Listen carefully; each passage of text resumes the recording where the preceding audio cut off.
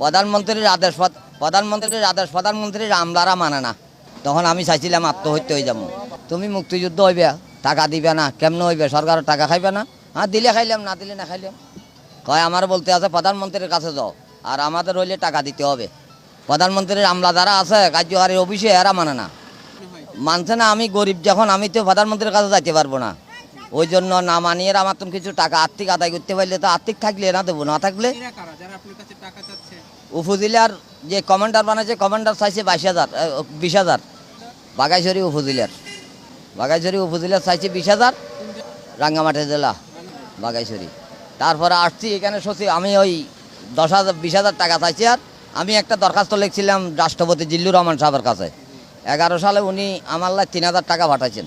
আমি বলছি স্যার, আমি যাতে বঙ্গবন্ধুর লোক সাক্ষাৎ করছি, আপনি যদি মনে থাকে আমি মুক্তিযোদ্ধা খালেক, আমার তো কেউ নাই, যদি ওইটা আপনার মনে জানা থাকে আপনি আমার একটু সাহায্য করলে আপনার সাথে সাক্ষাৎ করব, আর প্রধানমন্ত্রীর লোক সাক্ষাৎ করব।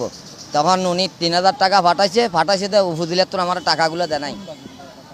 ওই টাকা নিয়ে আসছি, আইয়ের সচিবালয় ঢুকছি। আর আমাদের মন্ত্রী মহোদয় দীপঙ্কর তালুকদার, উনি ফার্স্ট দিচ্ছেন সচিবালয় ঢুকিয়ে বসছি। বইয়েরা বলতে আছে 3টা